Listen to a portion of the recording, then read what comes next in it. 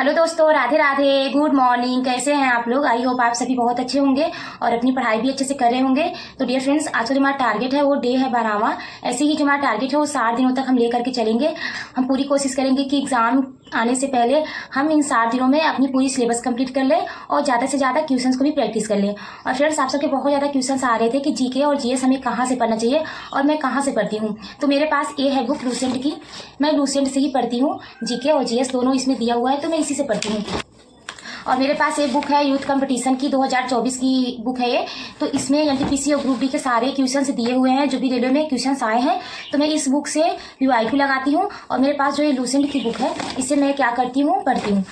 और जो सब्जेक्ट हमें समझ में नहीं आता है तो वो मैं नवीन सर से पढ़ लेती हूँ, जो कि रोजगार भी अंकित पढ़ाते हैं। और जीके मैं वहीं से पढ़ रही हूँ। आप लोग के साथ मैंने बताया भी है, उनका प्लेलिस्ट कहाँ पर मिलेगा। अगर नहीं पता होगा तो कमेंट बॉक्स में कर दीजिएगा टाइप, मैं वहाँ पर आप लोग को लिंक भेज दूंगी। और मैं खान सर को भी फॉलो करती हूँ।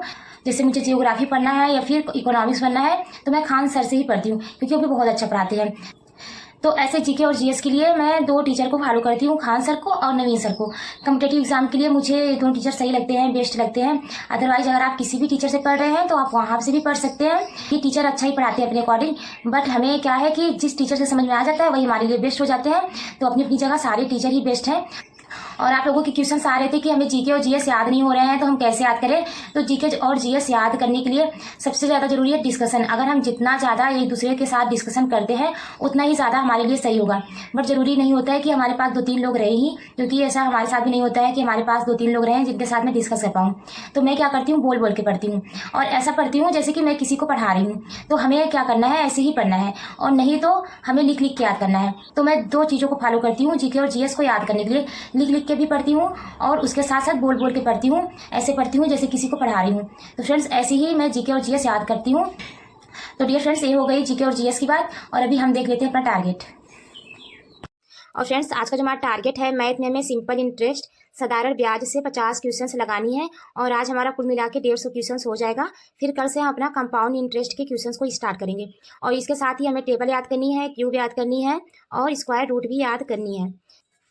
और रीजनिंग में हमें पासा व घन के 100 क्वेश्चंस को लगानी है। साइंस में आज हमें तंत्रिका तंत्र के बारे में पढ़ना है। पॉलिटी में हमें अनुच्छेद 76 से लेकर 90 तक याद करना है। हिस्ट्री में हमें आज दक्षिण भारत के राजवंश के बारे में पढ़ना है, जिसमें हमें चोल, चालुक्य, पल्लव व संगम युग के बारे में पढ़ना है। जीके में हमें प्रमुख अंतर्राष्ट्रीय संगठन व उसके मुख्यालय के बारे में पढ़ना है। और करंट अफेयर्स की भी क्लास हमें लेनी है, या फिर हम किसी बुक वगैरह से पढ़ सकते हैं। तो डियर फ्रेंड्स, ये रहा आज का हमारा टारगेट, जो दिन भर में हमें कंप्लीट करना है अपने लिए, अपने सपनों के लिए। Thank you so much. मिलते हैं नेक्स्ट वीडियो में। Bye, take care.